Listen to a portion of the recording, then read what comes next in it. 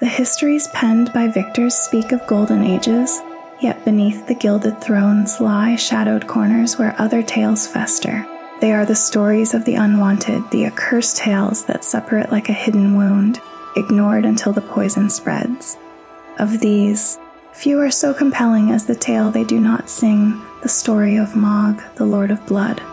His was not a glorious beginning, but a life begun in ignominy, a prince of the golden lineage, yet born a cursed omen. His cradle was the filth of the sewers, his existence a shameful secret festering in the bowels of a shining capital. For it is a grim truth that a curse, when embraced with sufficient will, may be twisted into a crown, and that even a desperate yearning for love can curdle into a dynasty built on blood and delusion. Nor was he alone in this terrible ambition. In the shadowed veins of the world, where unseen things bleed into reality, he found a patron for his madness, the Formless Mother, a truthless god who whispers in spilled crimson and promises power to the obsessed.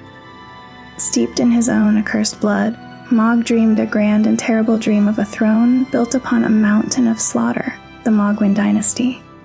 He, like his demigod kin, held a great rune, and so staked his own bloody claim for the throne.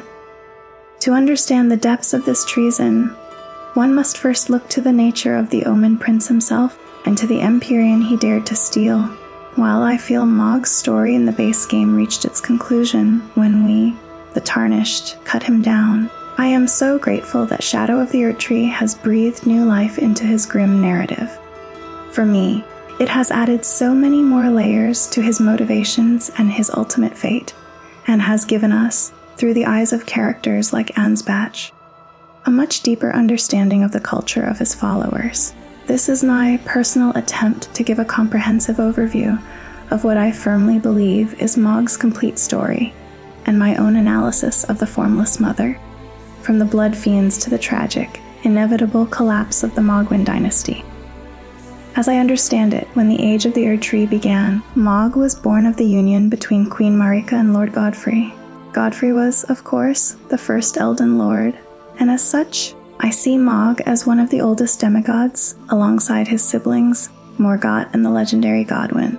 What strikes me as profoundly tragic is that Mohg and Morgott were twins, born together and born as Omen, placing them in the starkest contrast to their brother Godwyn, who was the golden child, so to speak, the perfect embodiment of their divine lineage.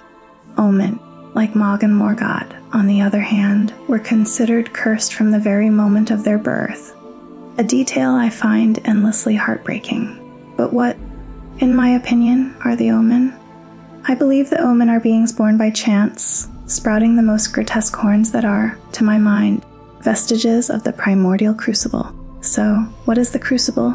The Crucible, as I have come to understand it, was a magnificent melting pot of life that existed long before the Erdtree, a kind of primordial soup of raw, chaotic vitality whose energies, I think, are actually what became the Erdtree itself. It was a state of being where you had this incredible blending of physiological aspects from many creatures, things like feathers, tails, knots, scales, fangs, and most importantly, horns. What I find truly noteworthy about these aspects is that they would sometimes grow on creatures that weren't supposed to have them, a chaotic and beautiful flourishing of life's boundless potential. For example, if one were to hunt a deer or a sheep, or even an ancestral follower in the lands between, I've noticed there's a tiny chance they might drop a budding horn, which, I think, are not at all unlike the horns of the Omen. The budding horn's description tells us that according to the Crucible talismans, there was a time when these aspects, like horns, were once considered signifiers of the divine. And that makes perfect sense to me, because these aspects stemmed from the Crucible, which did, in fact, become the Erdtree. So why wouldn't they have been considered holy? It must have been during this ancient, more vibrant time. We have to assume that the ancient warriors, known as the Crucible Knights, were knighted, serving Lord Godfrey and fighting with many aspects of the Crucible, including horn, tail, breath, and even wing. They were, in my eyes, the true champions of this primordial, beautifully blended life. Fast forward to the current age, and the Crucible Knights are lost souls scattered all over the lands between, fighting for different causes or for no cause at all. And that's because, in my view, Queen Marika's Golden Order utterly abandoned them. The Crucible gauntlets reveal to me that this matches a wider trend in Marika's Golden Order, where things were moving away from the beautiful chaos of the Crucible and even the Erdtree, and steering towards a rigid, sterile fundamentalism as the age of the Erdtree progressed. But the Crucible Knights got off easy, all things considered. Just look at the creatures known as the Misbegotten, for example. Previously, I believe they were seen as divine for having aspects of the Crucible at birth, but eventually they came to be called Misbegotten instead, a word that really sends the vibe that these were now seen as contemptible creatures bearing ill-gotten gains. The Misbegotten became seen as impure, a fact that is revealed to me by the spirit ashes of perfumer Trisha, who was a healer who dedicated her efforts to treating the Misbegotten and the Omen as well. The Omen and the Misbegotten certainly needed treatment, as I know many of them suffered grievous wounds as a result of their horns being brutally cut off. Those responsible for these wounds, in particular, were the Omen Killers, a sect of Lendel butchers who had full authority to hunt the Omen and amputate their horns. So, in my opinion, the tradition of cutting off Omen horns would have begun because the horns are the orphanding part of the Omen, as they represent their sacred link to the primordial crucible, which is something that became this accursed concept. And to my eye, Omen bear more aspects of the crucible than just horns. Mohg has a set of wings, just like the Misbegotten, and it's possible Morgott does as well, though they're only really rigged in his animation files. Instead, Morgott has a tail, just like the Crucible Knights. All that said, the defining aspect of the Omen is definitely the horns. That and their brute strength were enough, I think, to label them as Omen, distinct from the Misbegotten, but still born by chance, though it seems many Omen were apparently born directly from the Erdtree's royal line. The moment that I feel truly kickstarts Mogh's entire journey is his audience with the Formless Mother in the Shunning Grounds, making it absolutely essential for me to understand this entity first. Thanks to the DLC, we now have new lore that I believe can further illuminate her mysterious nature. To state the obvious, the Formless Mother is one of the beings we call the Outer Gods.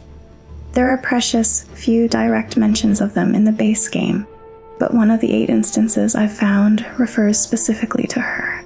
I find this reference in the description of Mogh's sacred spear, which reads as follows: Trident of Mohg, Lord of Blood. A sacred spear that will come to symbolize his dynasty, as well as serving as a weapon.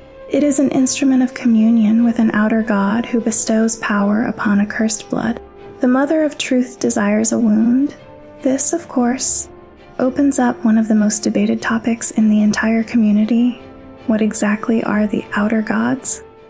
I've explored different possibilities in the past, and I think it would be redundant to rehash every single interpretation here. For a moment, I want to zero in on what we know about the Formless Mother, and just let the conclusions surface naturally for me. I believe the most fundamental aspect of this entity is laid bare in her 2 interchangeable names, the Formless Mother and the Mother of Truth. There are so many fascinating paths to explore here, but what truly stands out to me is the deliberate use of Mother in both titles, which strongly implies to me that this is a foundational part of her very nature. As we dig into this, I think you'll begin to see that the Formless Mother seems to cultivate a uniquely intimate relationship with many of her followers. White-faced Vere, for instance, paints what I can only describe as a surprisingly positive picture of the Mohgwyn dynasty, frequently using the word love. Deservedly basking in love. Bless the Mohgwyn dynasty with love. Bless the Mohgwyn dynasty with love. Not to mention his romanticized bouquet weapon, which, in my eyes, transforms the blood rose into a potent symbol of both love and violence. The This nurturing element of the Formless Mother seems self-evident to me in her direct and close communion with her chosen followers, and this influence, I believe, then trickles down into the mantras and bloody practices of the dynasty itself.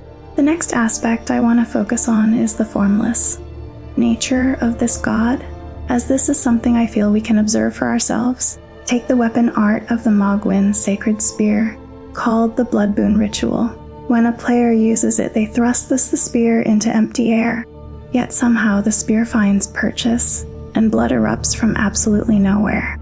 The weapon's item description confirms what I suspect is happening. The wielder is stabbing directly into the body of the Formless Mother, with the resulting blood flame being her own spilled blood.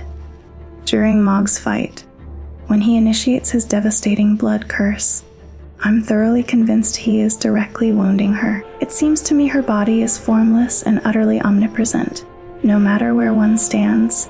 This incantation allows for direct communion. This strikes me as a truly unique characteristic among the outer gods, as there appears to be no uniformity of form among them.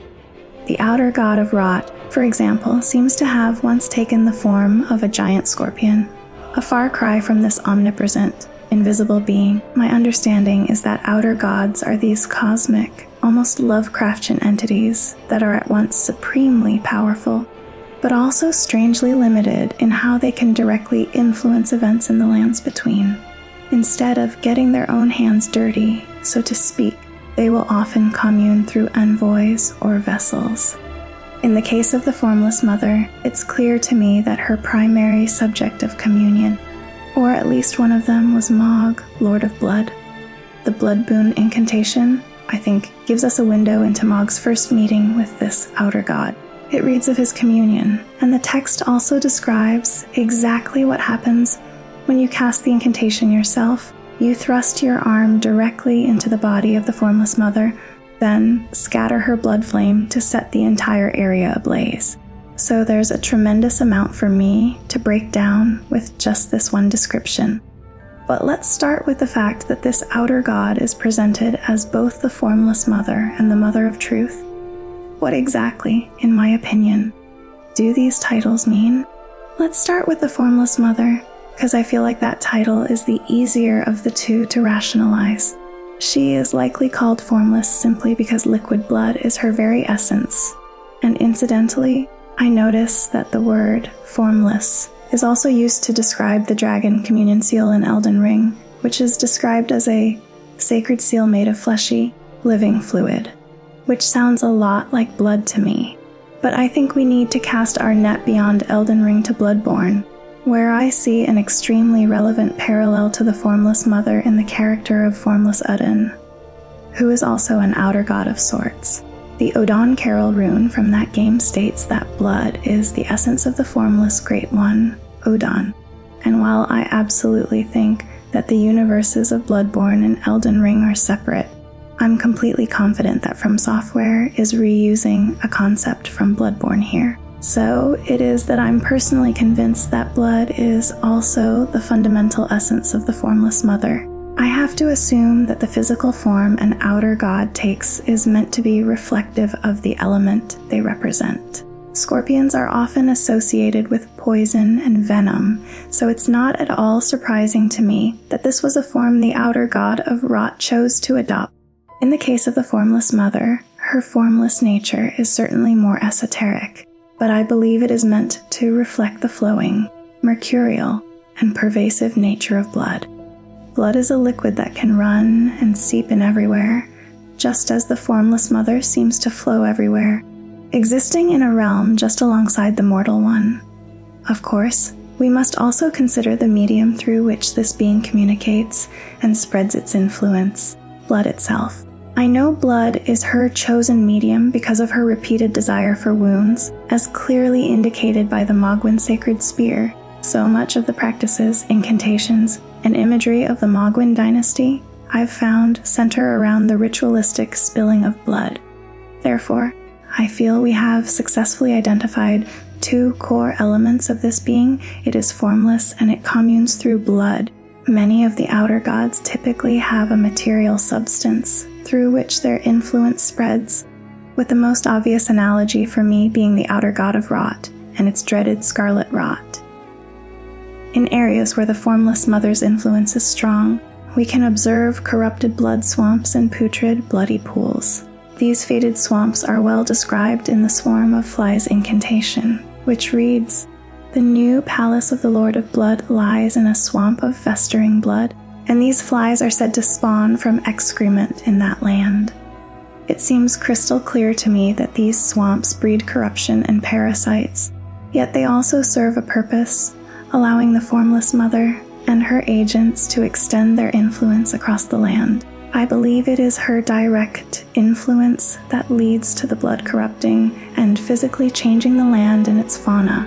One need only look at the grotesque blood pustules and horribly afflicted life forms to see that this corruption is anything but natural.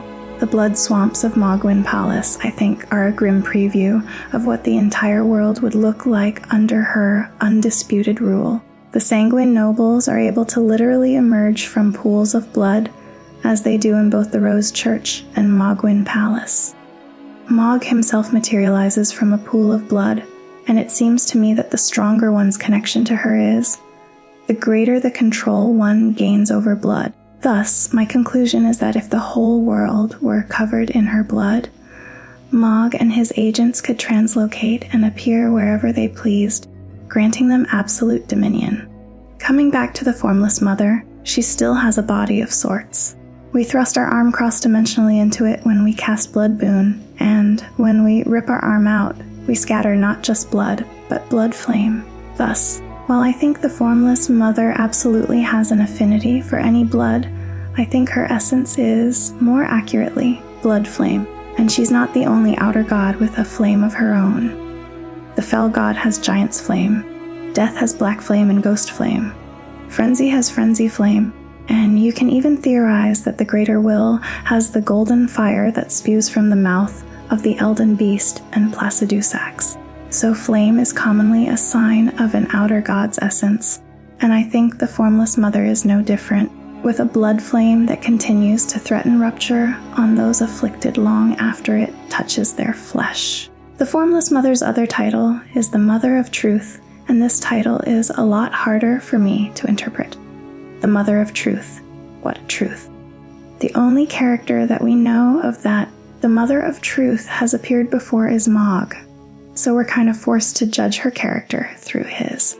And while I guess it's possible that the Mother of Truth venerates the absolute truth or a broader truth, the fact that she chooses to act through Mohg is at least a little bit telling to me. We know that she bestows power upon accursed blood, and I think this preference for accursed blood might be a part of the truth that she represents. I think she might prefer to act through those who are unfairly cursed, like the Omen, like Mohg. And I say unfairly cursed because that's kind of what curses are always in these tales. Curses are always the domain of the gods, and they're always delivered pretty heavy-handedly. Take Dark Souls, for example, where Gwyn, a god, refused to relinquish his age of fire, opting instead to curse humanity with undeath so that they might fuel his fire until the world turns to ash. Pretty over the top, right? And Queen Marika is actually very similar to Gwyn in my book. She's a god who arrogantly thinks her order is perfect to the point where she'll do anything to try and preserve it.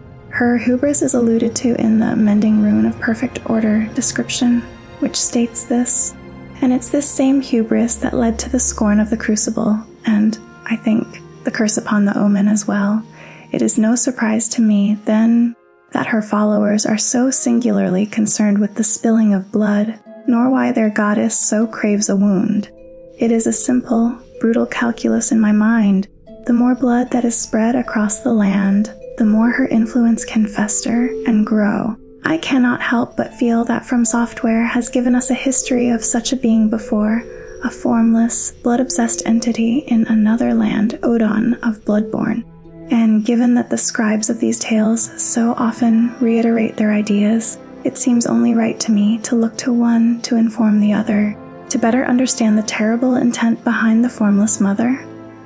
Odin, as I recall, was one of the beings in that blighted city, known as a Great One.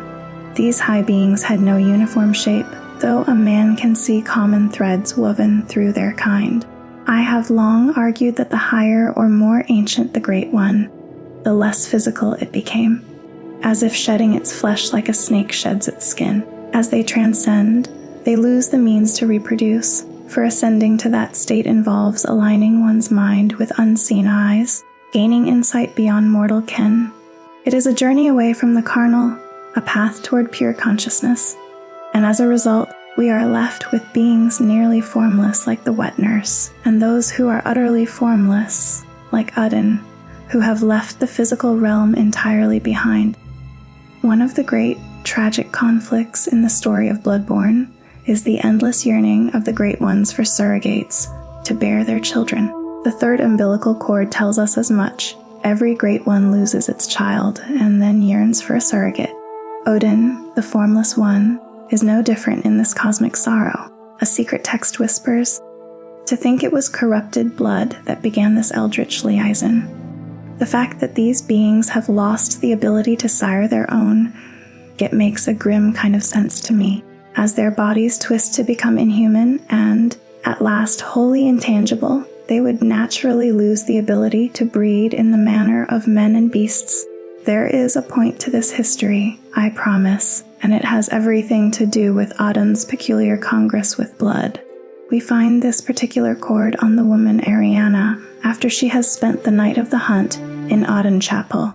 It is clear to me that Odin Chapel is a place where the Formless One's presence is strong, for as the pale blood moon hangs in the sky, it erases the barriers between the cosmos and the world of flesh, and Arianna becomes a vessel for Odin's celestial child. The element I must focus on here is that it was Arianna's corrupted blood that served as the perfect medium for this unholy union. There are hints that Arianna shares the vile blood of Cainhurst, and we are told that those with such corrupted blood, the blood queens of that fallen house, are the best surrogates a Great One could hope for. Their blood is not vile in the common sense. Rather, it is more potent, more concentrated, making it easier for these cosmic beings to interact with.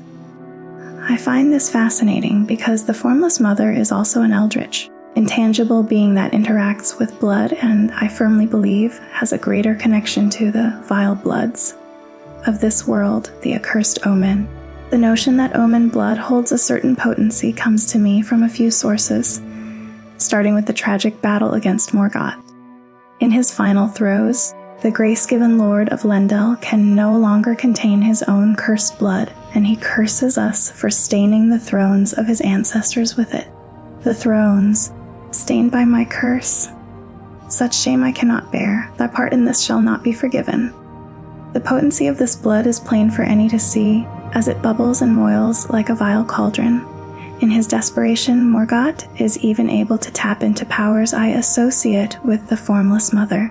A mirror of the blood flame talon attacks his brother Mohg uses. Morgott, a staunch and bitter defender of the Golden Order, would surely never have communed with her, which suggests to me that he has instinctively tapped into her power simply due to the nature of his Omen blood. We could also look to the sorry example of the reborn Radin, who has used Mogh's own cadaver as his new flesh.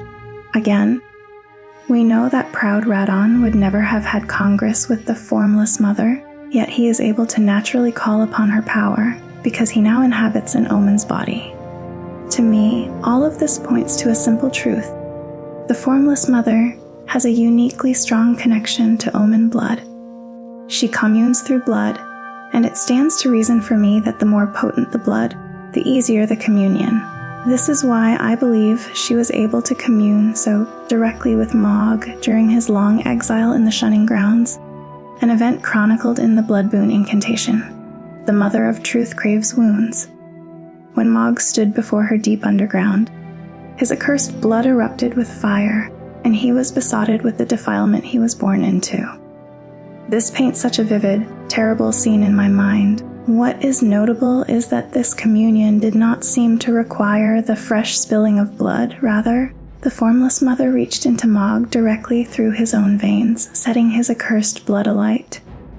This again reinforces, in my mind, the undeniable bond between the Mother of Truth and the potent blood of the Omen.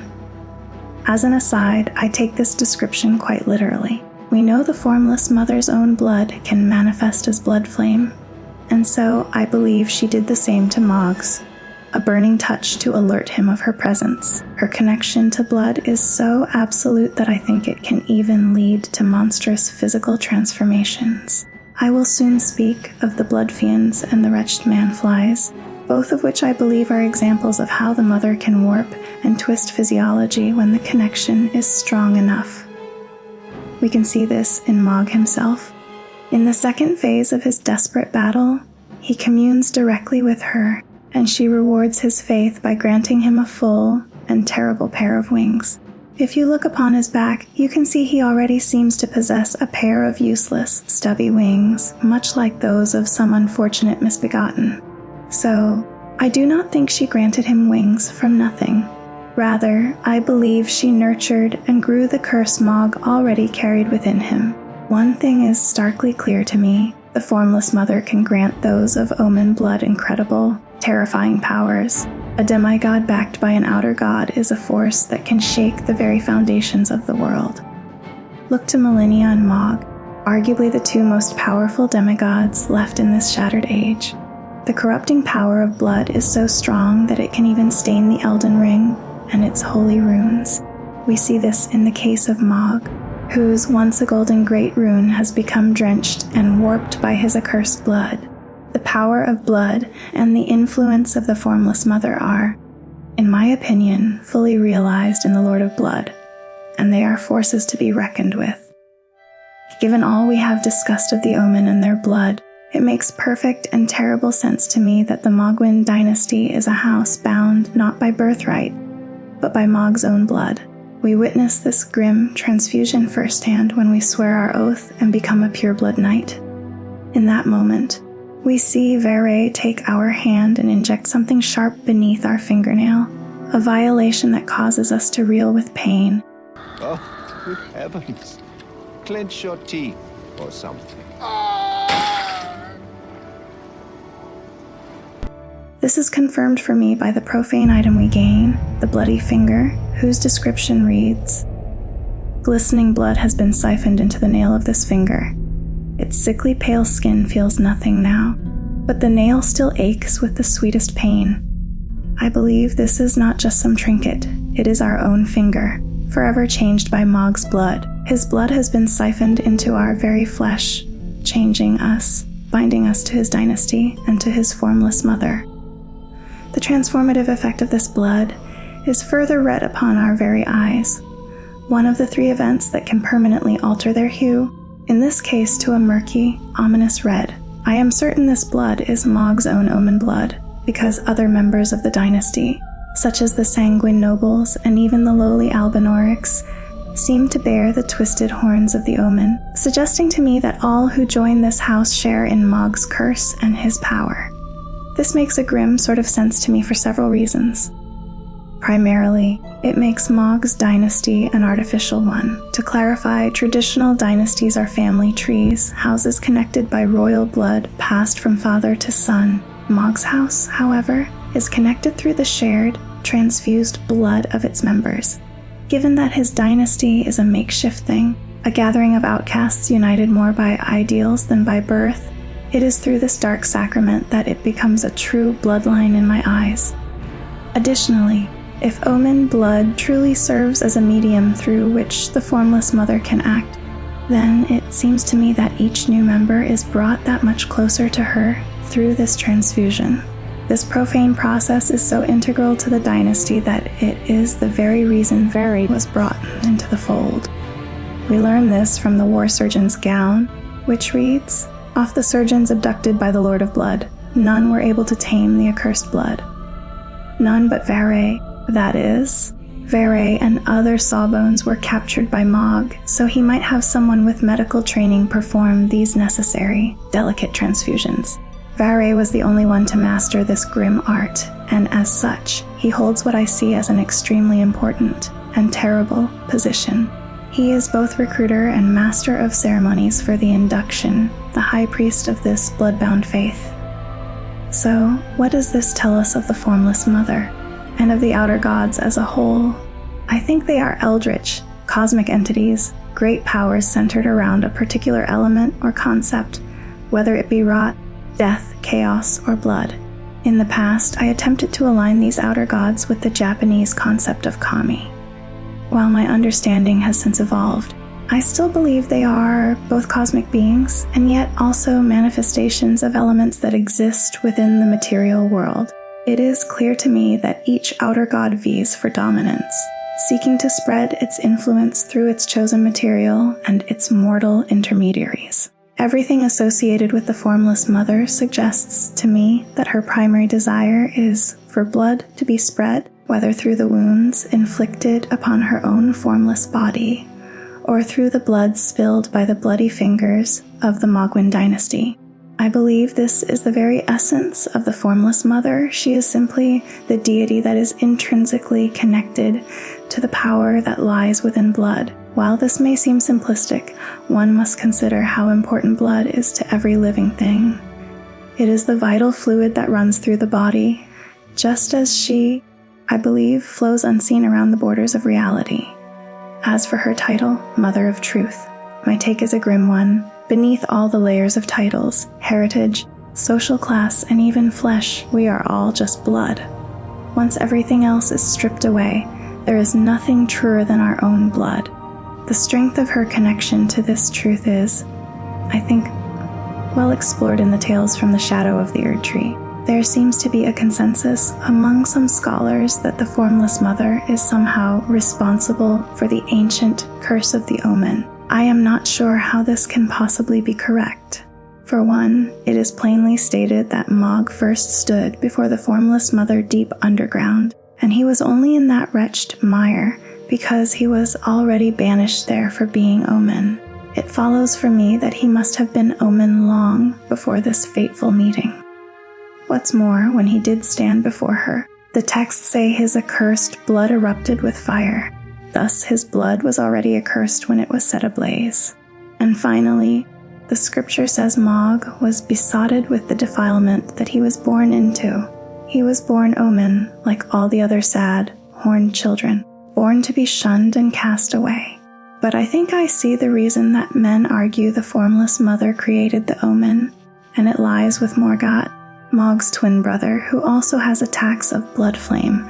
So I think these men reason that blood flame is therefore synonymous with having accursed blood, and that all Omen must have it. But that is simply not true in my experience, for only Mogh and Morgott seem to have blood that was set ablaze. It is clear to me Mogh's was ignited in the texts, and it is also clear that Morgott weaponized his own flaming blood only when he recanted his vows. No other Omen we face fights with blood flame, so I reckon they both received this gift of blood flame from the same source, the Formless Mother. I believe she appeared not just to Mogh, but to Morgott as well, even though no histories speak of it. Why would she not? They were both underground, assumedly sealed in the same forsaken place, two demigod princes rotting in the dark. The only difference, as I see it, was that Mogh embraced this power, while Morgott, in his immense pride and shame, spurned it. Indeed, Morgott only uses blood flame against us in his last, desperate moments. Morgott's blood flame became a cursed sword that speaks volumes of his spurning. For him to even possess such a thing, I think, proves that it wasn't just Mogh who was approached by the Mother of Truth. It was Morgott as well. I think the Mother of Truth, like so many other outer gods, attempted to influence a demigod to be her champion, and I think she failed with Morgott, but with Mogh, she succeeded beyond her wildest dreams. Now, let us speak of the Blood Fiends, what I see as the most overt and wretched connection to the Formless Mother to be found in the Shadowlands. For me, the best starting point for this grim tale is the lore etched upon the outer god heirloom, which reads, "A talisman engraved with the lore of an outer god. The clan who lost everything in the great fires peered upon the corpse of their ancestor, normally an act of sanctity, and saw in its shadow a twisted deity. The clan had suffered such torment that the horrible thing was taken as an object of worship." This item, to my mind, clearly chronicles the exact moment when the ancestors of the Blood Fiends first made their unholy contact with her, a moment heavily implied to have occurred in the sorrowful aftermath of Messmer's crusade. It then describes them gazing upon the corpse of their ancestor, a sacred rite, only to see a twisted deity lurking in its shadow. That this deity is the Formless Mother is confirmed, I believe, in the description of the Hexer's Ash. The corpse of their ancestor is likely a reference to the tutelary deities we see scattered throughout these lands, often depicted holding the revered spirit ashes of the dead. We can learn more of this practice from the revered spirit ash description, which reads, "Spirit ash of those who came before, infused with potent spirituality, acquired from the corpses of Hornsent and other objects that richly decorate townships and villages across the realm of shadow. The weathered corpses were called tutelary deities, and revered spirit ash was said to quietly accumulate in the palms of their hands." I have covered this before, but in short, this is a uniquely Hornsent practice of honoring their dead. It seems to me that while this broken people sought comfort from their local god effigy, following a brutal subjugation, they somehow connected with the Formless Mother instead. Even more intriguing to me is the suggestion that their current, monstrous form is a gift from her. As described in the Hexer's Ash, long ago, a subjugated tribe discovered a twisted deity among the ravages of war, and they were transformed into blood fiends. The Mother of Truth was their savior. This has, of course, sparked some debate, with certain viewers suggesting the blood fiends were once demi-humans rather than Hornsent, citing their red eyes, the string they drop, and their guttural roar. However, I still lean toward them originally being Hornsent. The main reason for me is the grim event described by the outer god Heirloom. This tribe sought to honor their ancestors through their tutelary deity, and this is a practice specific to the Hornsent. To my mind, this almost outright states that it was a Hornsent clan who, in their great distress, turned to one of their revered god idols and found something far worse answering their prayers. I find it truly extraordinary that the Formless Mother possesses the power to transform life forms in such a grotesque and absolute way. This transformation seems to me to be a vile extension of her ability to manipulate blood. Furthermore, as we have discussed, I believe she has a much stronger connection to the more potent blood of the Omen. My own interpretation of the Hornsent is that they share a certain physiological echo with the Omen, a result of their people's ancient exposure to the Crucible. They too have sprouted horns, and the only reason the Omen are considered Omen is because they were born in a later age, where the Crucible's life-giving grace had been supplanted and its boons deemed a curse. As such, if she has a stronger connection to the likes of Mohg, would it not also stand to reason that she has a stronger connection to the Crucible-touched Hornsent, to the extent that she can manipulate their very blood and bone? In my opinion, this is not the only instance of her warping the physiology of the Hornsent. I believe the Formless Mother is behind the wretched fly ailment that has spread like a plague throughout the lands of shadow. We know that the manflies we see buzzing in the dark places were once Hornsent because of the manfly ashes, which read, "Afflicted Hornsent eventually metamorphosed into a fly-like form." It was believed that at the moment of transformation, they were relieved from their suffering. My reason for believing this is no random disease, but a malady spread by her servants begins with the ailment talisman, which reads, "When the weak were infected with the dreaded fly sickness, they perished well before the metamorphosis could take hold."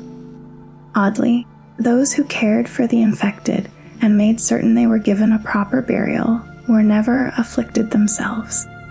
I find the language used here very interesting, particularly the suggestion that it is odd that those caring for the sick did not catch the disease themselves.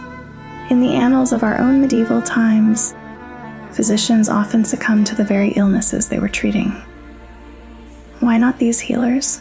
I suggest the reason is that these were no true healers, but cultists in her service, purposefully spreading this foul disease. Firstly, We know that flies are relevant to the Formless Mother, as they seem to breed in the faded blood swamps of her domain. This is hinted at by the blood-tainted excrement and stated outright in the swarm of flies incantation.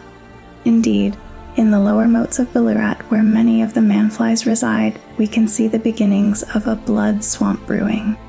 However, unlike the blood flies of Mohgwyn Palace, these flies were not birthed from eggs, but were once horn-sent, transformed by what is implied to be a fungal infection.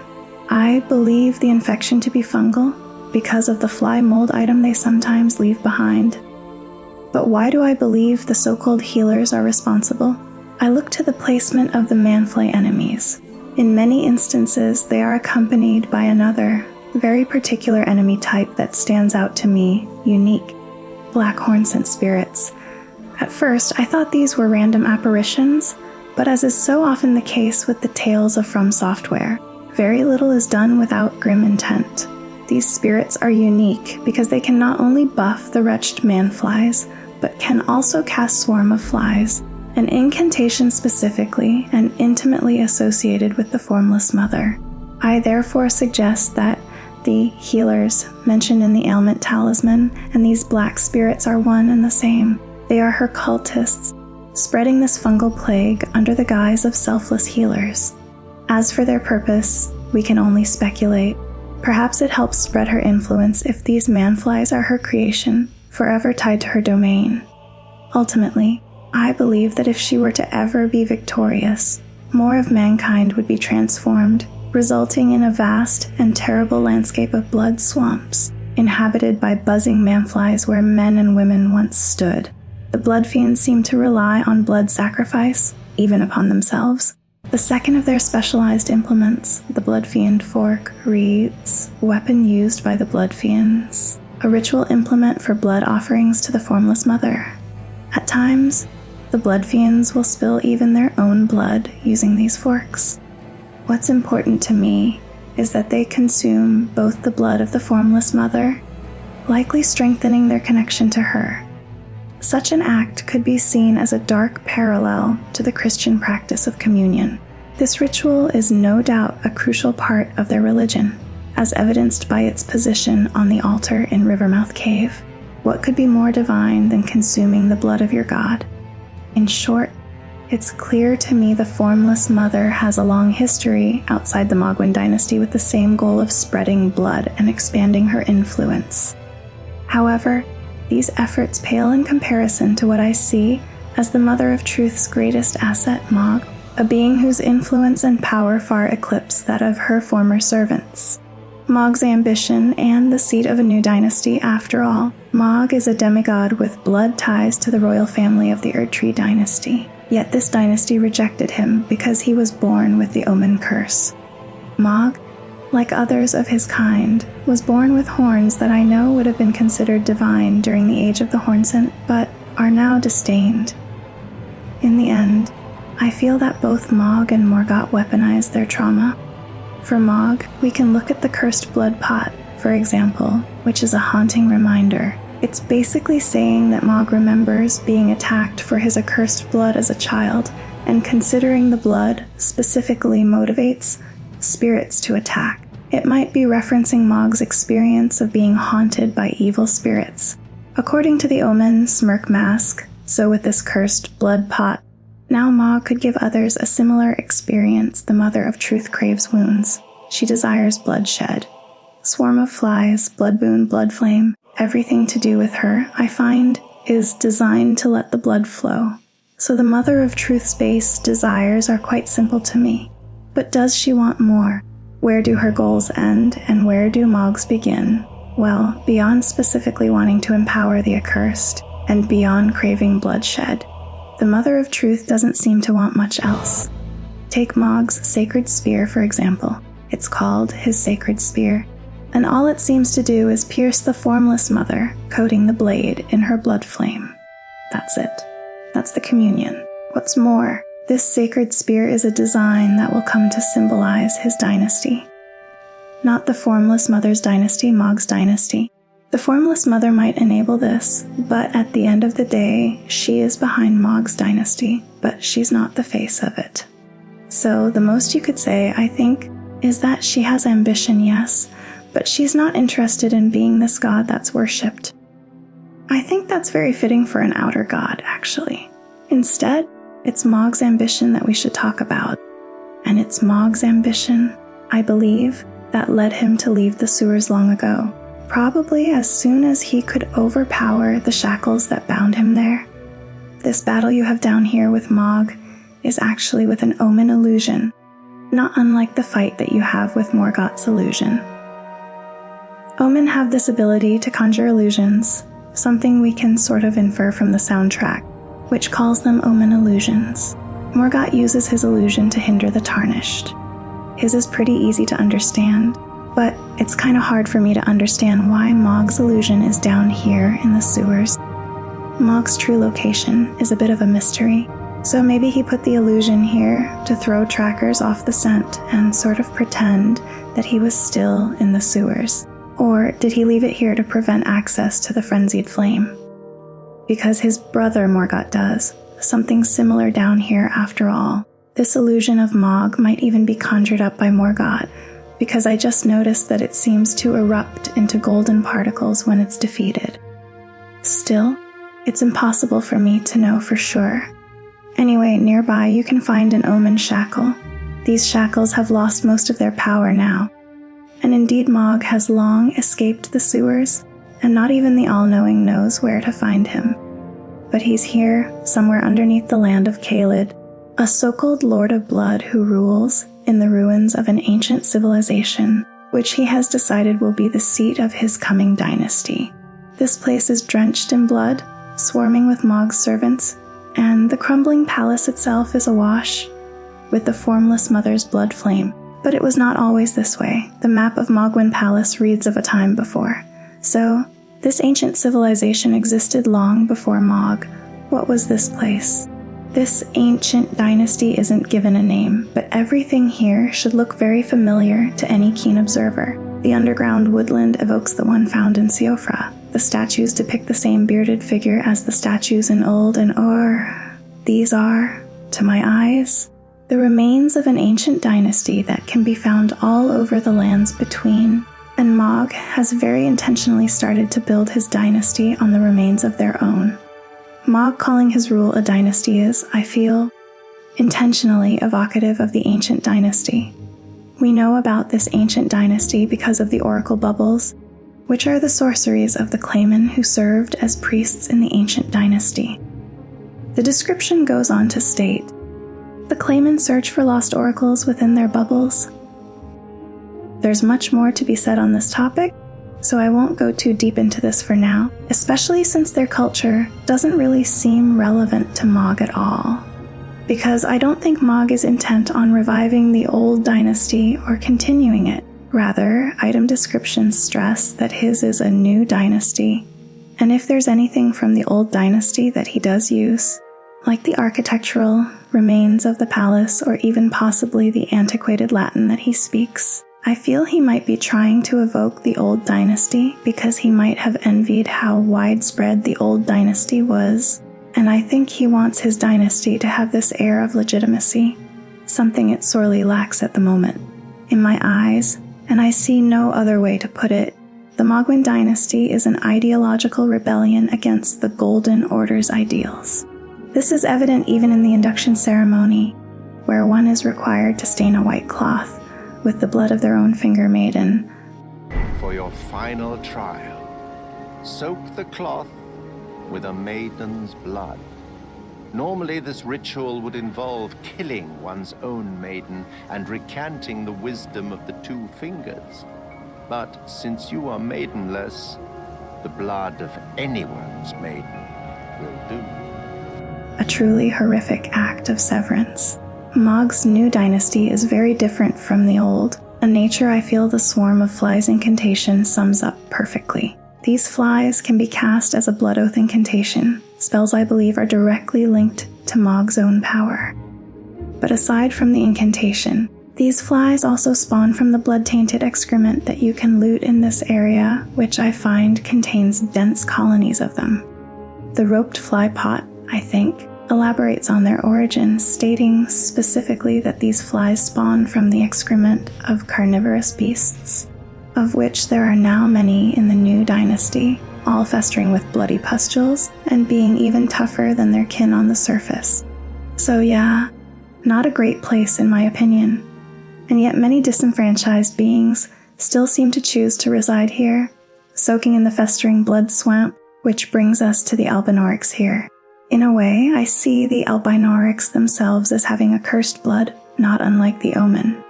The Albinoric blood clot, I believe, reads of their nature. I think they've accepted Mogh's tainted blood quite well. The red Albinorics, to me, stand apart from their silver kin, who sit dejectedly upon the cliff face. The red ones patrol the area and fight with attacks that are actually unique from every other Albinoric in the game. From what I've seen, even their model is a little bit unique beyond just being red. If you look at their heads, you'll see these tiny little Omen horns sprouting. Personally, I believe this is because they've been soaking in blood. Specifically, I think they've been tainted by Mogh's Omen blood. We know from the Seabed Curse icon and the Dung Eater questline that it's possible to spread Omen horns, or at least that horns are an aspect of a defilement that can be spread. So I think that explains why they're sprouting horns here. And there is also evidence that, to me, reveals Mohg was attempting to share his accursed blood with others. This leads us to Verre and the war surgeons who were abducted by Mohg, who I believe wanted to see if they could tame the accursed blood. Naturally, it seems to me that someone of royal blood should not have to suffer the same harsh treatment as common stock. The grim fate of those like Mohg and Morgott is laid bare for us in the description of the regal Omen Bairn item.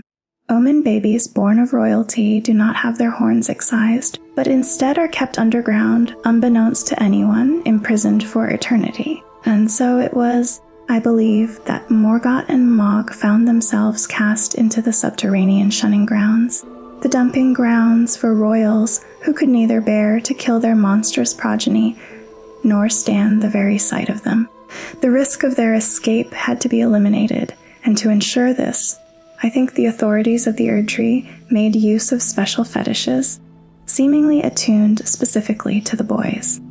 Both Morgott and Mohg have their own, and their descriptions tell us they are bathed in golden magic, cruel shackles for accursed princes as I see them. The abuse the brothers must have endured down there had to have been cruel, a truth I feel is implied by the description of the cursed blood pot, which reads, "A childhood memory of the Lord of Blood." Rather than interpret this literally, I believe the effects of the pot are analogous to his experiences. It suggests to me that Mohg was tormented by the people of Lendel, that angry mobs would taunt and attack him. This raises the question for me of whether they once lived above ground, as this persecution likely did not happen overnight. The wording of the Crucible items suggests to me that over time, those connected to the Crucible were gradually pushed out of society. Does this mean Mohg and Morgott were allowed to live in Lendel before full-scale persecution began? I personally agree with Hawkshaw's interpretation that the perfumers initially sought to cure or heal the Omen, before some of them turned their arts to becoming Omen killers. This may explain, in my mind, why certain perfumers like Trisha still act as caretakers, vestiges of a Kender age. We must also consider the twins' relationship to Godfrey. We know they are of the golden lineage, but it does not specify if they are his direct children. However, when we first confront the old lion, he says, "It's been a long while, Morgott." This, to me, implies Godfrey once knew him, and given they are of the same lineage, it more or less confirms in my mind that they were his direct sons. It also implies some manner of contact between father and sons, especially when one considers the phantom of Godfrey that guards Lendel. I have always assumed this is a creation of Morgott, given that it appears in a similar manner to his Margit projection. If this is the case, then it must be cast from Morgott's own memory of his father, further reinforcing the idea that they had a relationship. Does this support my earlier argument that they may have lived for a time in Lendel? as the hatred for the Omen slowly festered, or were they sentenced to the sewers from birth, with Godfrey simply visiting his wretched sons in their prison? I lean toward the former, mainly because both brothers seem refined and intelligent, as one would expect from royalty. They do not strike me as men who have only ever known the filth and darkness of the sewers. This rejection by their own family is, I believe, the core component in understanding both of their character developments, as it shaped them in such directly opposing ways. Morgott, in his sorrow, fully accepted the judgment of the Golden Order, or so it seems. He looked up to the Erdtree, seeing it as something worthy of protection, even if it would never accept him. During the Shattering, I believe he became the truce defender of Leyndell, all while fully accepting that he would be vilified if the city ever knew the truth of its king. This is why he was the veiled monarch, in my view, a king ruling from behind closed doors. In stark contrast, Mohg embraced his accursed nature. He rejected the Golden Order that had cast him out and sought power through the Formless Mother, a decision that I think changed everything. Through her, he gained mastery over blood magic and harbored terrible ambitions of establishing his own dynasty. We learn of this fateful meeting through the Blood Boon incantation, which tells us that his congress with her led to him becoming besotted with his accursed blood. It is easy for me to see why he would become so enamored with his own blood and with the Formless Mother. He had nothing. His entire life he was told to hate the very thing he was, and yet here was an entity that empowered him through that very blood. There is no direct evidence of when Mohg escaped his prison, but I would wager that both he and Morgott managed to break free only after Marika shattered the Elden Ring. The disappearance of both the Queen and her consort likely threw the lands into such chaos that it allowed the two brothers to finally escape and pursue their separate, tragic destinies as I see it. The symbolic meaning of swearing allegiance to Mohg is crystal clear to me. You are severing your ties to the Two Fingers and the Golden Order and immersing yourself, body and soul, in blood. Even Mogh's Lucifer-like appearance and his station deep below ground, while his brother rules from the heights of Leyndell, is a clear thematic allusion to heaven and hell. In my eyes, Mohg, it would seem, has chosen to rule in hell rather than serve in heaven. For this is the age of the Erdtree, an age that thematically represents civilization and refinement to me, whereas the age of the Crucible that came before was one of violent, chaotic evolution. To the fundamentalists of the Golden Order, all life should now converge into a singular, perfect form, much like the real-world concept of man being created in the image of God. Thus, I think the chaotic Misbegotten and the horned Omen are disdained for their lack of refinement and are seen as lesser, as failures of creation. Yet, these are only the surface-level reasons for the hatred directed toward the Omen, as I see it. The deeper reason, I believe, lies in their relationship to the Erdtree, or more precisely, their utter lack of one. The Dung Eater is an outcast who, in his madness, venerates the Omen, and it is their curse that he wishes to bestow upon the entire world. The result of his horrific practices is best explained, I feel, by the Seedbed curse, which reads, "Curse grown on a corpse killed and defiled by the Dung Eater. He cultivates the Seedbed curse on corpses. By doing so, he prevents dead souls from returning to the Erdtree, leaving them forever cursed. He essentially devours or removes a soul from his victim's rear, leaving the person soulless, a terrifying thought. In this state, they become disconnected from the Erdtree's sacred cycle of life, death, and reabsorption. According to the rigid dogma of the Golden Order, as I understand it, anything disconnected from the Erdtree is to be reviled. This includes the Omen and all manner of artificial beings. The great difficulty, the great hypocrisy, arose when members of the royal family itself found their own kin being born afflicted with the Omen curse. His was a court of the spurned, a gathering of sellswords, hedge knights, and wretched things given new purpose. Here, I believe, nobility was not a matter of birthright, but of a shared and tainted blood, a direct affront to the ancient houses and golden lineage that had cast them out. Any could be raised to the royal line through the agony of a blood transfusion, it seems.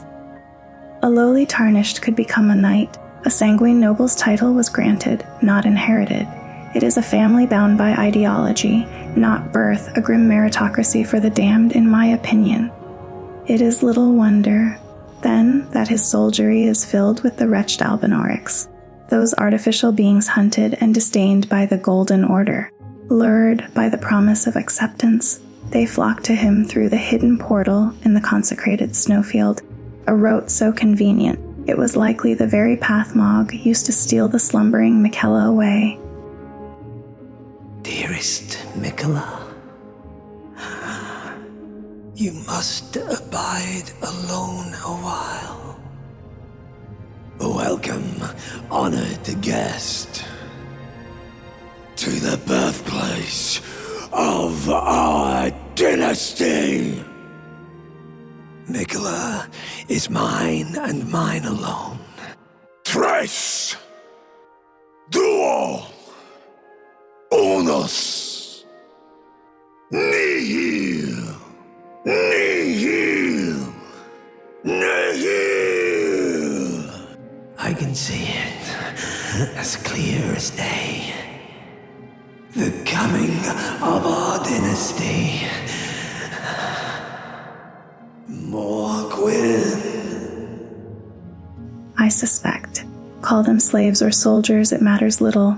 In Mogh's court, they were at least given a place. Yet make no mistake, this is no humble rebellion in my eyes. The Mohgwyn dynasty is as bombastic and garish as Lendel, if not more so. Mohg styles himself Luminary Mohg, a messiah for his bloody faith, eschewing armor for the flowing robes of a prophet. This flamboyance, I think, extends to his nobles who dress in rich silks and wield their blades with a deadly, sophisticated flourish.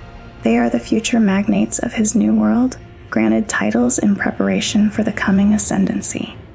For all their finery, however, these nobles were not meant for courtly pleasantries. Their true purpose is far darker, I'm certain, as their vestments proclaim. They are assassins who strike from pools of blood, shadowy missionaries spreading a gospel of accursed wounds. Through the power of their Formless Mother, they can become one with blood itself, moving through space to strike where needed, their reach extending only as far as her influence has spread. We witness this power in Mohg himself, who, to me, exists as little more than blood within Miquella's cocoon until we draw him forth. At his command are knights and killers of every stripe, or so it seems. The pure blood knights are held in high esteem, led by the fearsome Ansbach, a man of honor and loyalty, yet a blood-soaked warrior all the same in my estimation. I believe he broke from the dynasty's focus on finesse, caring only for the brutal certainty of the win. Then there are the Bloody Fingers, the dynasty's chief agents of slaughter, as I see them. This title is not a class unto itself, but a sacred duty all may undertake. Here we find the disgraced, the blood-crazed, and the fanatical. There are the war surgeons like Varé, mercy killers who found their penchant for bloodletting was a valued skill in this new court. There are warriors like Eleonora, consumed by dragon communion, and a lust for conflict, I'd say. And then there are the true demons, like Okina, an unmatched swordsman from the land of reeds, a nation that has already succumbed to what I can only call blood-soaked madness. So possessed was Okina by his own thirst for battle that he would even strike at Mohg himself. Impressed, the Lord of Blood offered him a simple, bloody pact, as I read it, the power to hunt in other worlds, and in return, he would water the lands with the blood of his kin, a grim vassalage for a grim lord. Whether loyal mad, or merely bound by a desire for carnage, they all serve a singular purpose in my mind, to spill blood, and in doing so, expand the influence of the Mother of Truth. My conviction is that yes, Miquella did use and charm Mohg, but only after Mohg had already kidnapped him.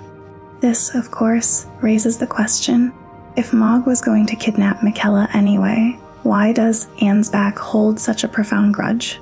I think the answer is that, while Mohg did intend to take Miquella, it came from a place of raw ambition.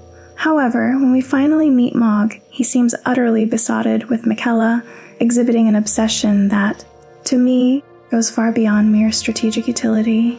In my view, Ansbach's burning anger stems from his horrifying realization that Miquella had ensnared his lord's mind.